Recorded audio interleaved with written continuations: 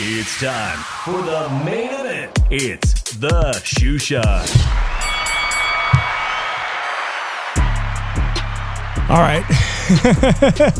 Wow, that was freaking crazy, guys. I totally apologize. I know most of you guys are like, fuck Dave from the 408 in the Shoe Shine. It's all my doing. I think I got rid of the echo, Drew. Anyways, I'm Dave from the 408 Shoe Shine Podcast. Joining me all the way from Philadelphia, the city of soul, my co-host, Philly Irish Drew Evo. Take two. ¿Qué pasa, homie? What is up? Day two. We're here. Good. Man, that was all my doing. And of course, probably everybody left. Hopefully they come back.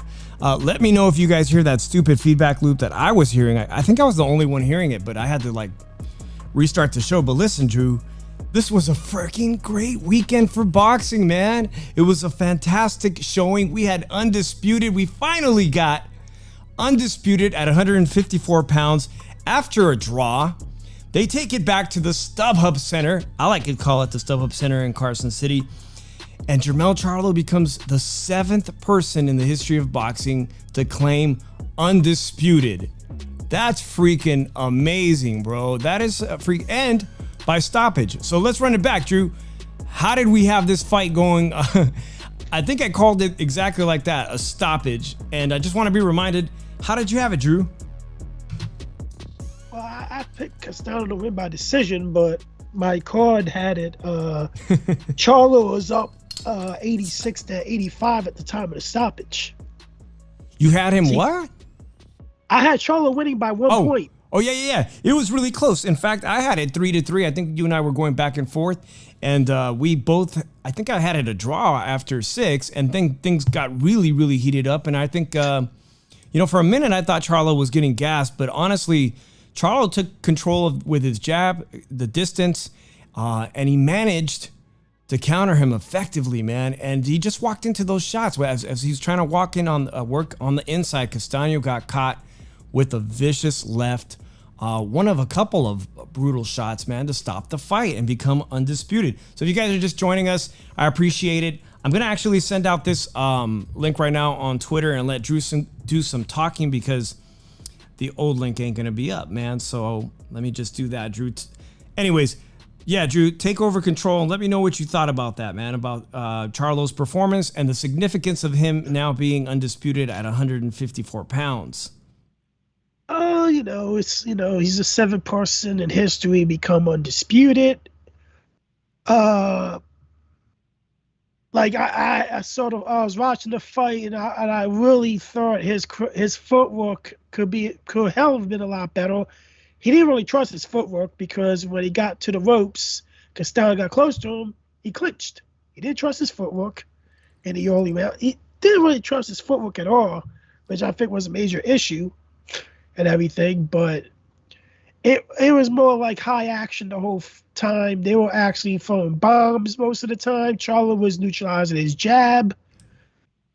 It was a good fight. It was a good close fight until the stoppage happened. Yeah, it was a great fight, actually. One of those rounds was actually quite exhilarating when they traded back and forth.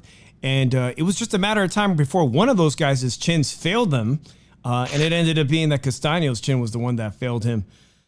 Man, this is really impressive because Charlo has a career loss against Harrison. And that's why I picked Charlo in this one, because I saw the way he avenged and he made adjustments in that Harrison fight. He had a loss against him. And ever since then, with this draw, he's become, against this draw and the loss, he still manages to become undisputed. And now Monday, everyone on social media is basically just arguing, where does Jermell Charlo belong in the pound for pound list?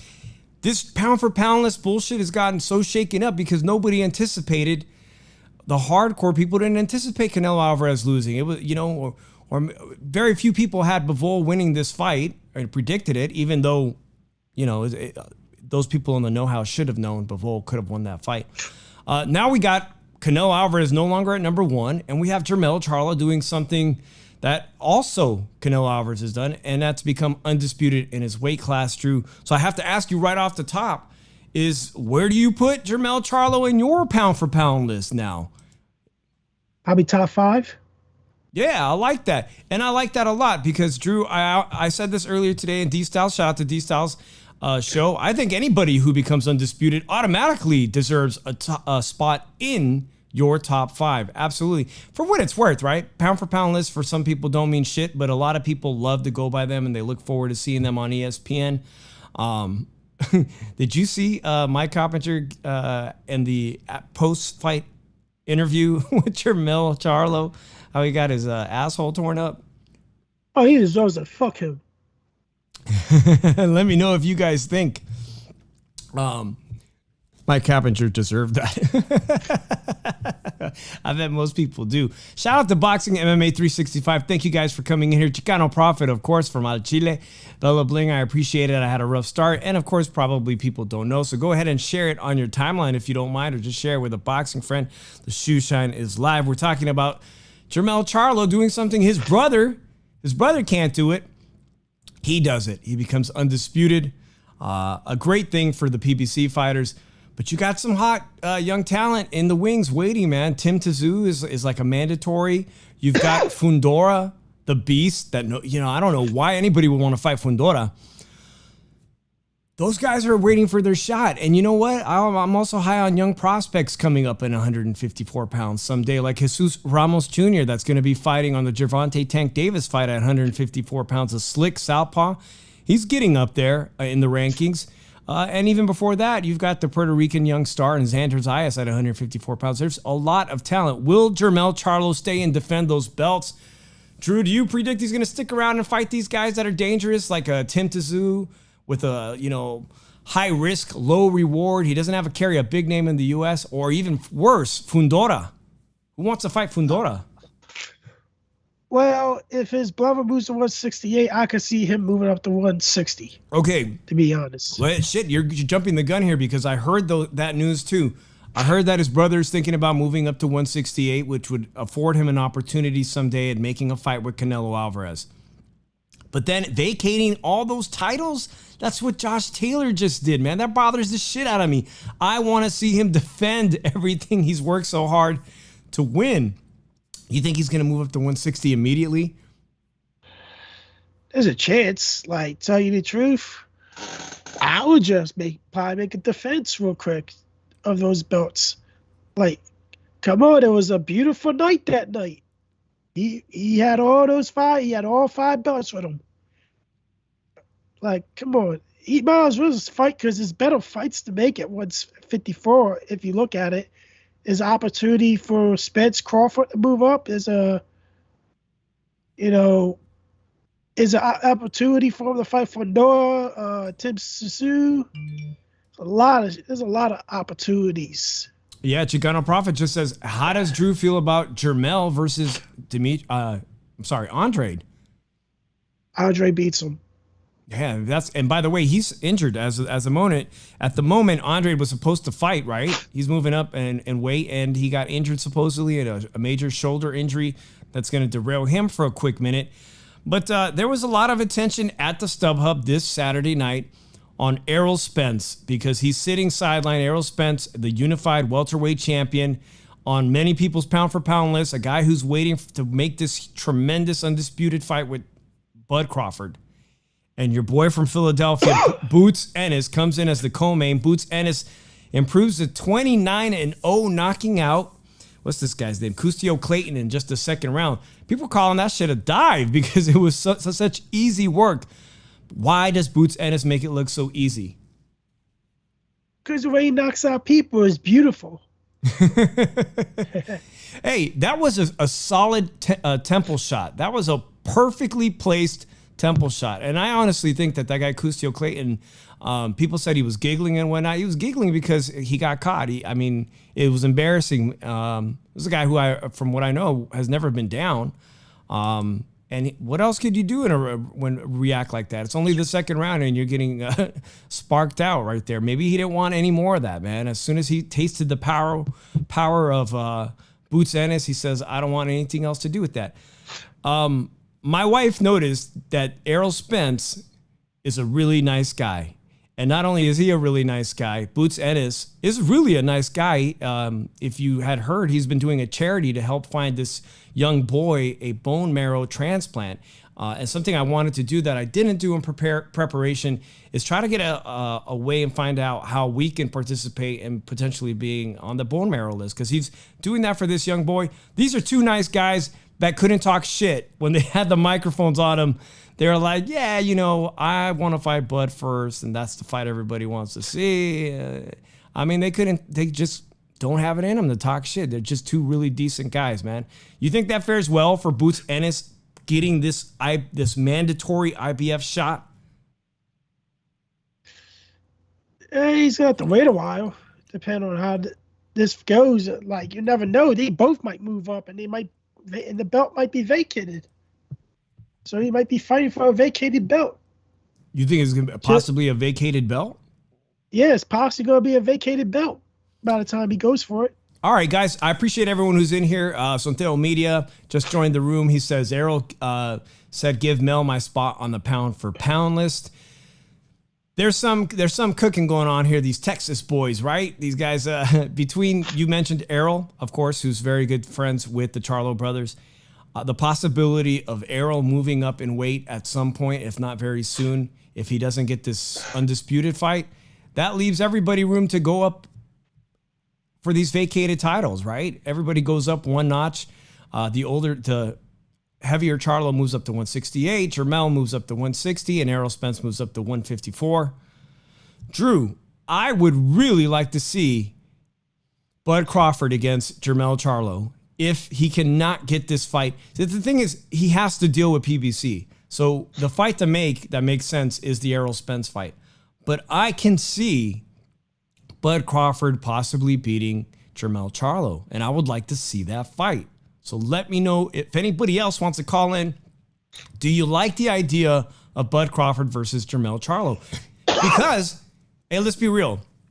Tim Tszyu is a badass, but he looked pretty vulnerable in his last outing, his first outing in the U.S. He doesn't carry a big name here in the U.S., even though he's the son of a legendary fighter. Fundora is just high risk, low reward, but a fight against Bud Crawford moving up to fight Jermell Charlo is a big money fight. Possibly equally as big as Terrence Crawford, right? Yeah. It probably is a big money fight, but what's to say it's going to happen? Exactly, man. I'm like dreaming and salivating at this. We need to get this undisputed at welterweight done with. Everybody needs the sport of boxing, needs it. We need to see that fight ASAP this year. I know earlier today I was over here in Calex Boxing was saying that he thinks if they do get this contract to fight this year, that there will be absolutely a rematch clause. So we'll not only get one, but we'll get two, depending on the outcome. We're absolutely probably going to get a rematch. We got a caller, so let me take this call because I appreciate people calling the shoe shine. I'm going to guess who this is. I'm going to guess who it is right now. Chicano Prophet. You said it, Drew. What's up, Chicano? How you doing, homie? Doing good, man. I wanted to chime in about Charlo versus Spence. Or excuse me, versus Crawford. I'm a little stoned. Okay, do it. Admits it. All right. Well, hey, man, you know what? I think that Bud Crawford, he's already called out Jermell. It happened in the past, and we were all kind of scoffing, but why not make that fight happen? Now, I think that people are giving Bud Crawford a pretty good chance, but I think that when we go into it, I feel like Crawford's like the quote-unquote, like the sexy pick. Like, I think Spence is going to be the favorite in that one. You know what I mean? Like, I think that he's a big dude. He's 5'11". He's got a lot of stamina for his weight class. Bud's getting into his middle 30s. I don't know if he can move around so much. I think that Charlo is definitely the stronger puncher. He's taller. He's bigger. Probably has a better chin. And when we've seen Crawford get wobbled, like, I think that's one hell of a fight. But I think that that might be a little bit too much for Crawford. But, it's like we always say. Well, at least I say, there are weight classes for a reason. Absolutely, there's weight classes for a reason. Let me ask you, can you foresee a possibility, Chicano, from what you saw from Tim Tszyu, if he gets his mandatory and Jermell Charlo decides to take that on as a mandatory defense, can you foresee 3 to 6 months from now, Australia having 2 undisputed world champions? No, I think that Jermell Charlo, to me, is the man. I don't think that I've seen enough from Zoo to make me think that he could beat Jermell. And it's like you guys were saying, man, I view Jermell now as, I don't really do pound for pound, but I view him as like top 5. He's the champ until somebody else comes along and says different. Yeah, I'll agree with that. I was just tripping today thinking, man, if Tim Tszyu could pull off an epic upset, and he's so rudimentary and his level of opposition hasn't been that great, but if he could pull off a win against Jermell Charlo and Devin Haney gets schooled, Australia would have 2 undisputed world champions, something that I don't even think Mexico has ever had 2 undisputed champions at the same time, right? It's just a crazy thought. I don't think it's likely, of course. It's not likely, of course, but it's a possibility of something that could happen. It is boxing. Anything can happen. So while I have you on the phone, Chicano, what did you think of Boots Ennis' performance at welterweight? Is he making a statement enough to get his shot, his IBF mandatory shot?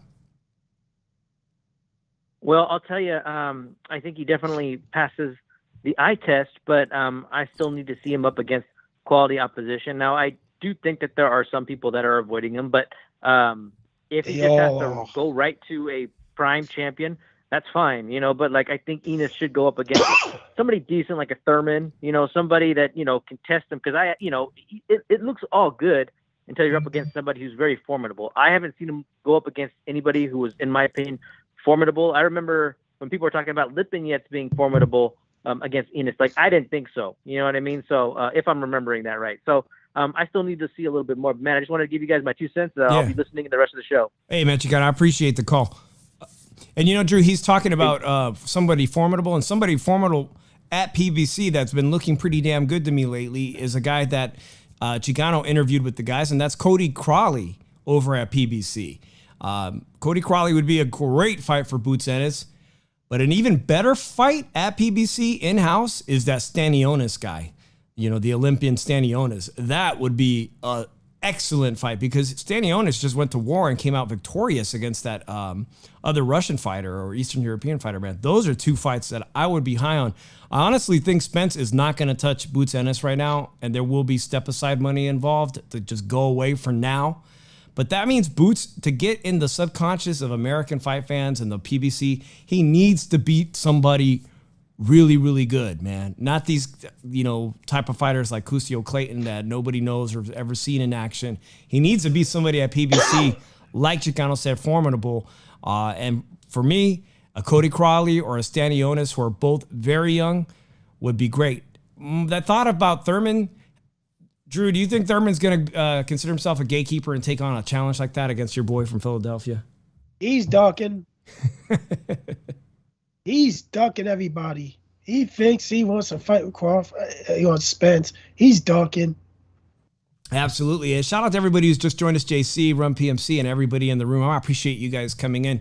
I don't think Keith Thurman wants anything to do with that. Boxing MMA 365 says Stanionis, they should keep him away from Boots. That's a world title fight in 2 to 3 years.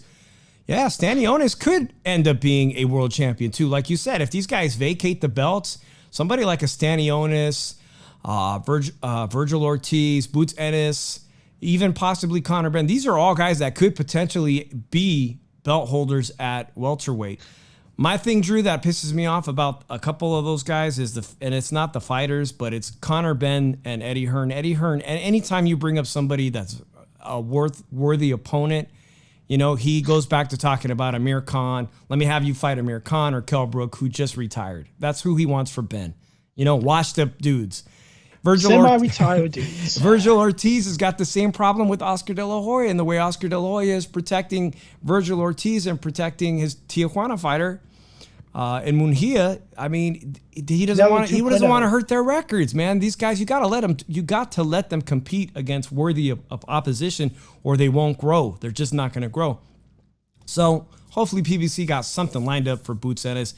The nice guy approach is not serving him, Drew. It's not serving him. He needs to be a dick and start talking shit pretty soon to get his fights. Hey, gotta admit, I went to a lot of dicks. All right, man. So anyways, It was a great event at the StubHub Center, whatever you want to call it, whatever they call it today. If you guys want to call in and chime in, the phone line is still open at 702-710-3627. That was the highlight of my night on Saturday night, the Showtime card, Drew. But something else happened too. There was a bunch of other stuff going on, from YouTubers making 100,000 people bought a YouTube fight called Creator Clash. That did possibly better than some PBC pay-per-views this year. Well, I won't touch that yet. I will talk about DAZN because I pay for DAZN, and most of us pay for DAZN and Eddie Hearn and all this, Oscar De La Hoya. And that's the fact that at light heavyweight, Zurdo Ramirez is back in action, and he fought a European fighter by the name of Bozel, a guy who's always been at 175. Drew, Zurdo Ramirez weighed 204 pounds on Saturday night, man. Monster. How do you pack on 29 pounds and still look good, man? The guy wasn't sluggish. He's not the fastest guy, but he punishes you with his shots. They're clean, they're hard, they're effective. How do you grade Zurdo Ramirez at light heavyweight? I like him and everything. I think he needs to fight some better competition at light heavyweight, to be honest. Well, he is the mandatory now for Dimitri Bivol, who just, shockingly upset Canelo Alvarez. Beat Canelo. Yeah, and here we are at El Zurdo quiere vengar El Zurdo quiere vengar la derrota de Canelo. Sorry, guys, you can see my Spanish is very good. La derrota del Canelo. All right, yeah, he wants to avenge for Mexico the loss that Canelo Alvarez had for Dimitri Bivol. He says he can do it. And Dimitri Bivol was absolutely watching what's going on, because he is going to be his mandatory at this point. Smash the like, says Chicano Prophet. Smash the like for my shitty Spanish, reading in Spanish. I debated taking Rosetta Zone, but I don't know if I like doing it right now. Well, what's the deal, man? Is Dimitri Bivol going to take the rematch clause and give Canelo Alvarez this opportunity for a rematch? Or is he going to go the route of protecting and being a badass and going against one of the biggest tests in his career? In my opinion, a 204-pound Zurdo Ramirez is a much more dangerous threat than Canelo Alvarez was 2 Saturdays ago. You damn right he is. Yo, Dave, have you ever thought that you would say that someone's a bigger threat than Canelo? Not in recent memory. No, not in recent memory. The thing about the Canelo Alvarez situation, where he took this loss, now it's a second career loss, now that we've had a couple of weeks to sit on it and marinate it now, is that now so many of those fights that were in the wings, like David Benavidez, who's fighting this Saturday, David Benavidez or Charlo, whoever, now you can argue that these guys are actual threats, that they actually have a decent chance of beating Canelo. I mean, maybe not Charlo, but David Benavidez. Not Benavidez. Not Benavidez. Well, you could make an argument for any of these guys having a chance against Canelo now, because what we saw on Saturday, for all we know, that could be the beginning of Canelo's downslide. That could be the beginning of where Canelo suddenly pivots in his career and stops looking like the pound-for-pound #1 fighter that he was. It could be. It could have just been a fluke. It could have been the diet change. It could have been weighing too much. It could have been he overtrained. It could have been a million different excuses. Or it could just be, going forward, Canelo's aging faster than we anticipated at 30 years old. Who knows? That remains to be seen. Chicano Prophet says Canelo still sparks Benavidez, and we'll get to that because David Benavidez is going to get an easy cherry pick fight this Saturday. I think that's a cherry pick. Dan619, orale homie, what's up, man? Dan619 representing from San Diego. Yeah, we're talking about the aftermath. But Zurdo Ramirez gets a big win early on, Drew. Made it easy work. And while we're talking about Zurdo Ramirez and David Benavidez, who we're going to see this Saturday, Drew, I honestly think that David Benavidez' days at 168 are numbered. And they've been numbered for a while. And if he doesn't get an opportunity to fight Canelo, then I think he shouldn't sit around and wait for the guy. He should chase the opportunity like Zurdo did. Zurdo was a 168-pound world champion.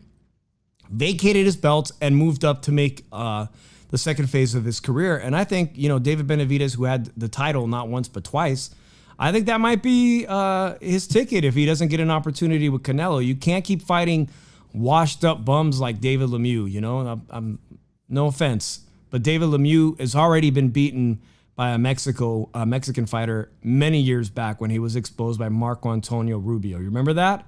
Little known, David Lemieux was undefeated. He was a beast from Canada.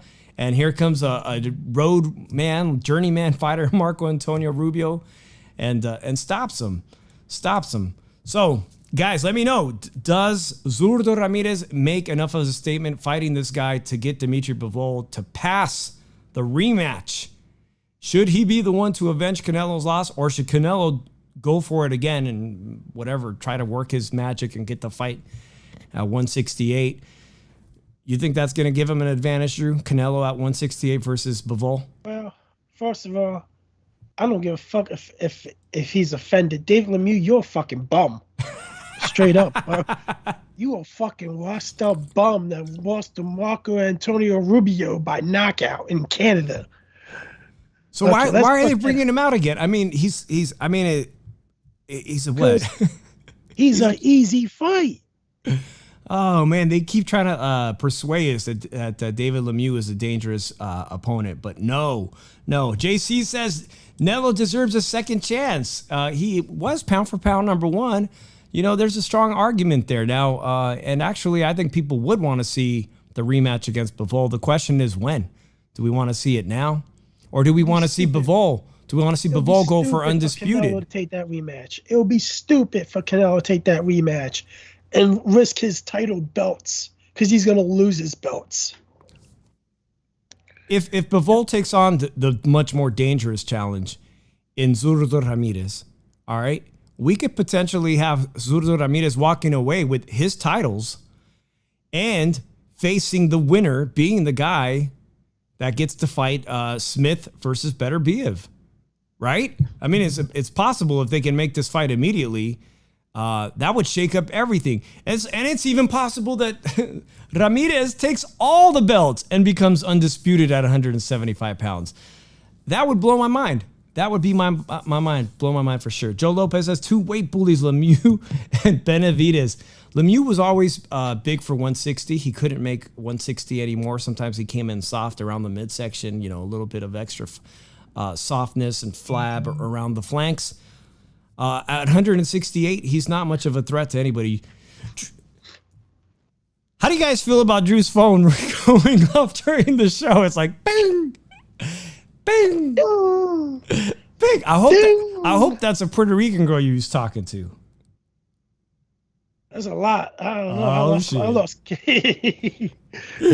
All right. Hey, by the way, on the DAZN card, I just wanted to give an honorable mention to William El Camarón Cepeda and Rene Alvarado from Nicaragua. This was a really fun fight. It was the co-main. You had El Camarón, who looked really awful last time in a weird, awkward fight in recent memory. He hasn't looked like the guy I predicted was going to be an animal, a beast at 135 pounds. Here you have a former champion, Rene Alvarado, from 130 pounds, giving him work. These scorecards were ridiculous. One guy had it 98-92, 97-93, 96-94 seemed more appropriate. Rene Alvarado, no washed-up Nicaraguan bum, a former champion, giving William Cepeda some mad work and making him earn that victory. A very close fight in that co-main.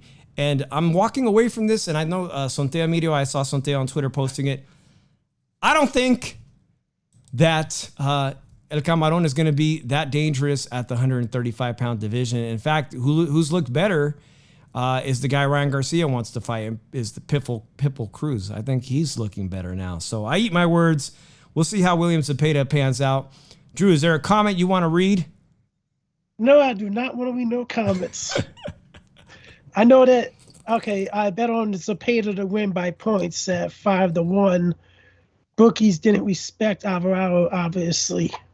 Hey, and Alvarado isn't washed up. And honestly, I have to second something I think Chris Mannix said, that maybe it's time for Oscar and Golden Boy to stop feeding him to people, because he's a damn good fighter on his own right. Give him a win, give him something.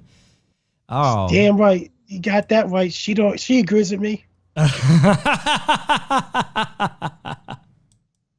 You know, there used to be Mexicans that worked for Gennady Golovkin, and if it pans out like it was supposed to originally, I know Eddie Hearn this week says, I think the best fight for Canelo is Gennady Golovkin #3.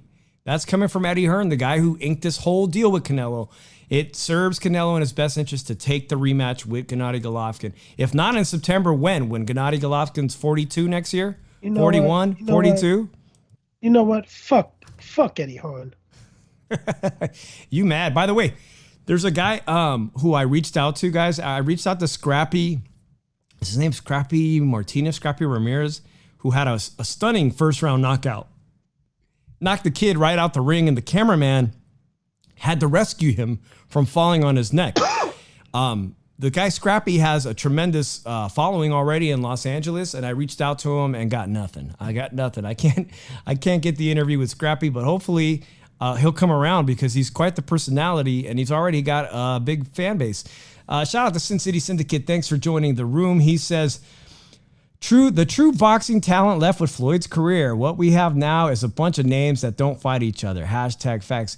It's harder and harder to get these big names and talent to fight each other. I mean, we started the show off talking about, Bud Crawford and Errol Spence kind of negotiating this fight on live TV on Saturday night. Will we get that fight? What's going on?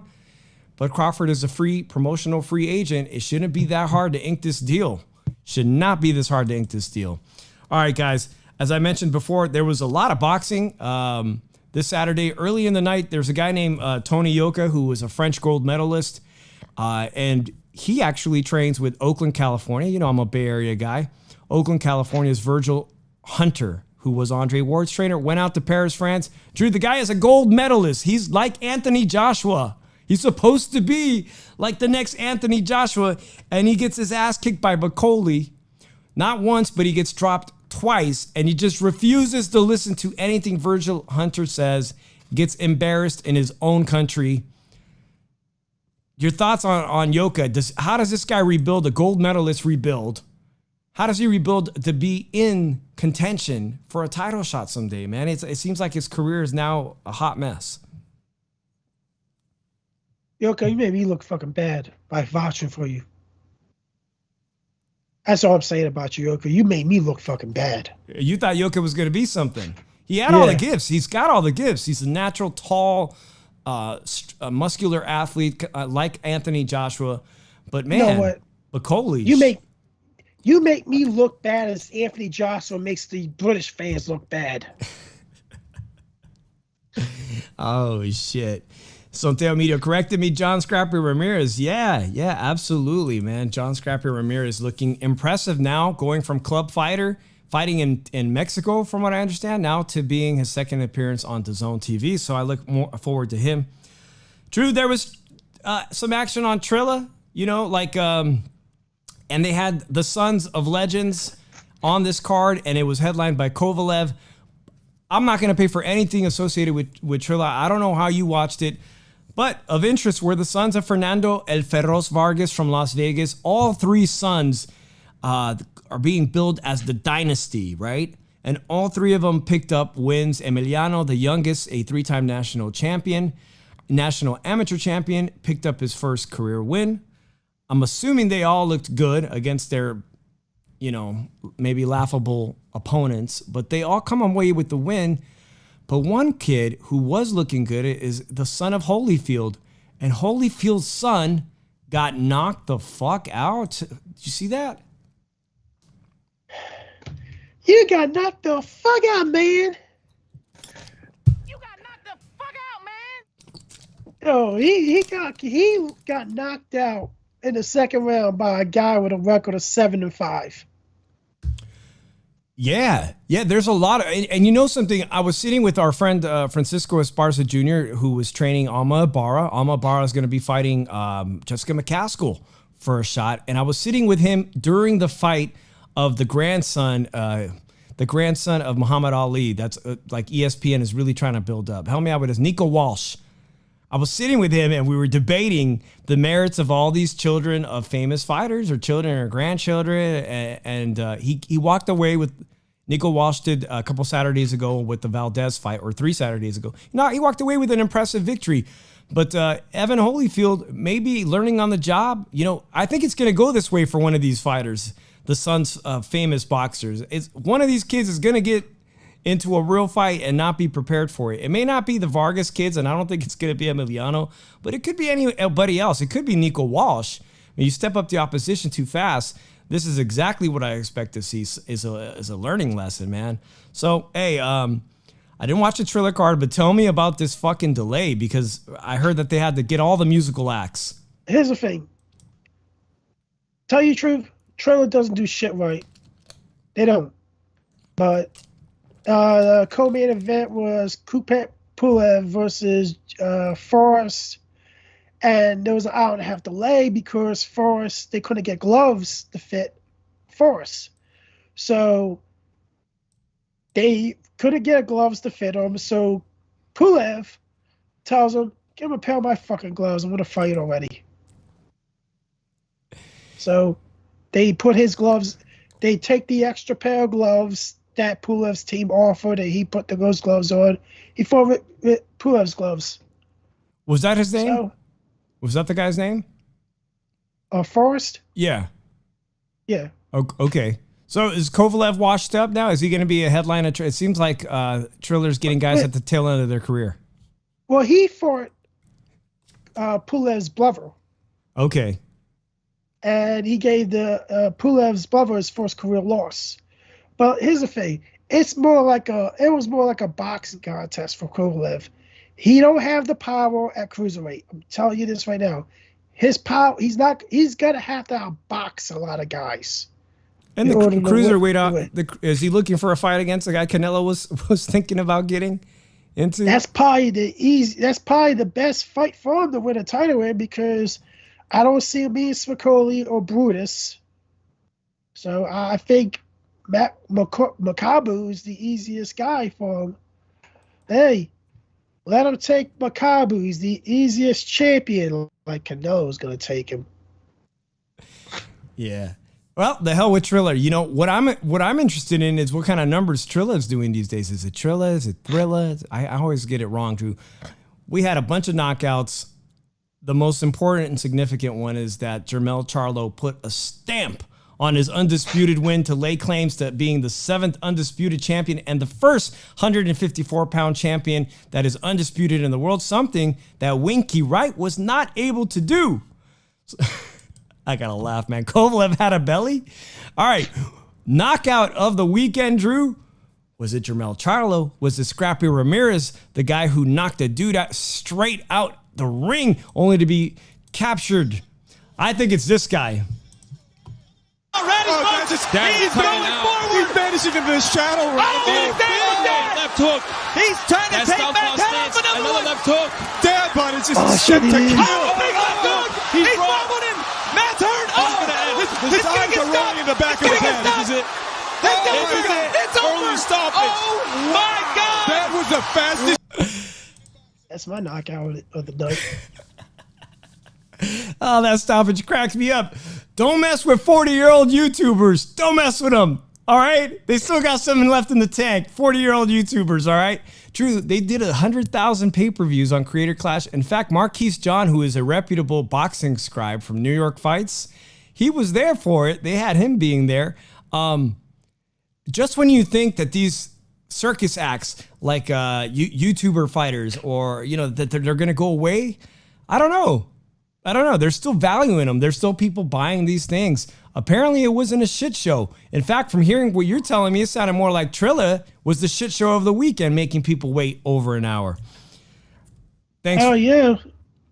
Hey, Drew, I know everyone, if you're wondering, Drew says he's a little bit under the weather.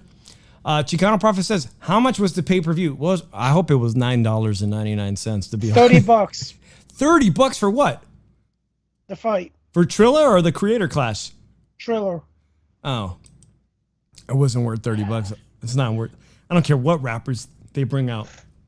not worth the time. All right, guys. I'd rather buy a $5 hooker than fucking pay for Triller. This Saturday night, I wish I was going back to Las Vegas. Because shout out, it's my wife's birthday, and maybe I will convince her to go. If we do go to Las Vegas this Saturday, ESPN is putting on a decent card, Drew. ESPN is going to be putting on something for the ESPN Plus crowd. We have Jermell Herring making his debut at 135 pounds. Jermell Herring says, my career will be rejuvenated at 135 pounds. You know that he just lost his title to Shakur Stevenson.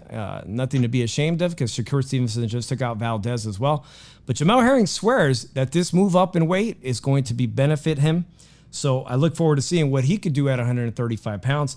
But also Janibek, a middleweight that everyone supposedly is avoiding. Janibek will be making a shot for a WBO interim title.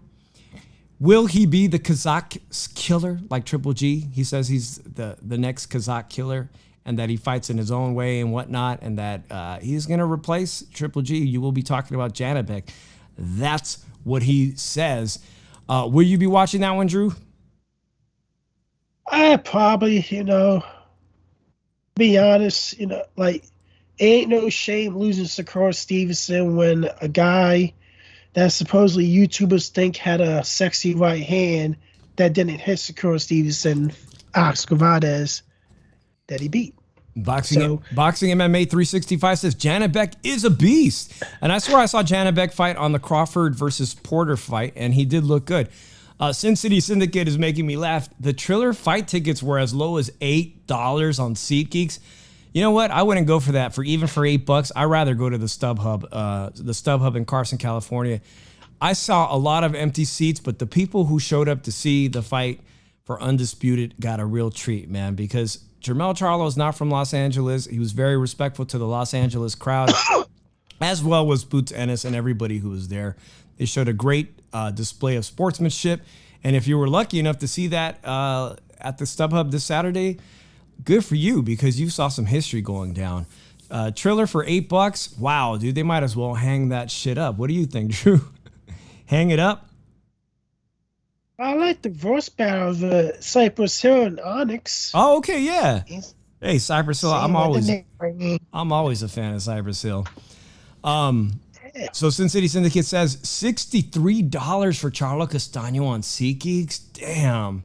Sometimes I wish I lived right down the street from the StubHub. If you guys live in LA, absolutely take an opportunity. When you see that those seats aren't selling for something special like that, get your ass down to the StubHub Center, because that was worth it. Drew, this weekend, David Benavidez needs to make a statement. And I'm just going to say this right here, man. David Benavidez knocks out, gets the stoppage against David Lemieux. David versus David. David versus David. David and Goliath, man. David versus Goliath, man. And of course, Goliath being David Benavidez, he gets the stoppage within 10 rounds. He's going to work that guy to the body, and Lemieux's body is going to crack at the ribs, man. Your thoughts on that? It ends in 6. 6 rounds. I say it's probably going to stop at 10. It's worth a watch, man. It's definitely worth a watch. You know what? Fucking Dave always gives sympathy points to fucking guys that are bums and everything. Gives them sympathy rounds. Oh, I think he has some balls the last 10 rounds. Do it last. Hey, David Lemieux used to fight on Canelo undercards, man. On the Canelo Gennady Golovkin. I mean, he's been on the big stage. Does he still have it in him?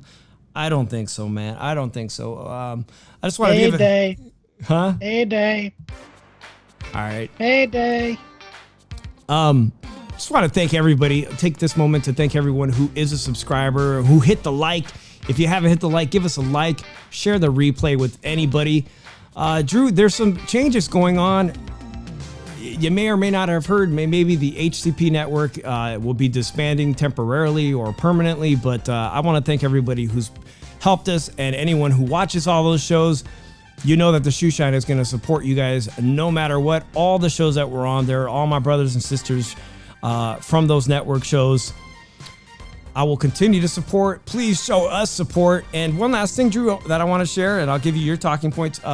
Adam Blue Nose Lopez, who we saw fight, who I've seen fight, and we've had him here on our show. We'll be fighting Saturday on the ESPN card. He says he's still looking for an opportunity at a title shot at 126 pounds. You know that division is loaded, but it should be a very good fight. Another one of those fights that's going to be on Saturday's ESPN card in Las Vegas. All right, Drew, your final words. Everybody, it's been your pleasure of having me on here tonight to talk to you people. It's everybody's pleasure of being able to say my name. Oh, shit. Associated with other names because it makes it like, it's like this.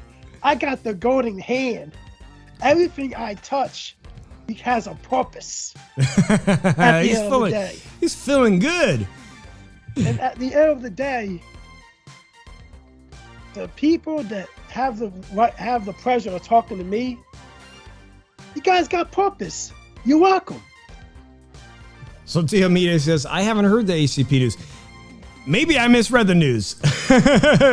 So keep posted on that for official word. A shout out to Remy, who's in the room. Remy, when you got another muscle car ready, make sure you send it to me in the DMs before you just sell it to some random stranger. Remy he be rebuilding these muscle cars, man. It's something else to behold. So we'll see you guys next Monday. Don't forget to like it and subscribe, share the show. Appreciate every single one of you. And don't forget to watch boxing this weekend, man, because it looks like that David Benavidez fight will be on Showtime. And catch yourself some free boxing, whichever way. And we will see you next week. Shout out to Chicano Prophet. Don't forget to tune into their show and everyone else who joined us today. Appreciate you guys. See you next week. Peace.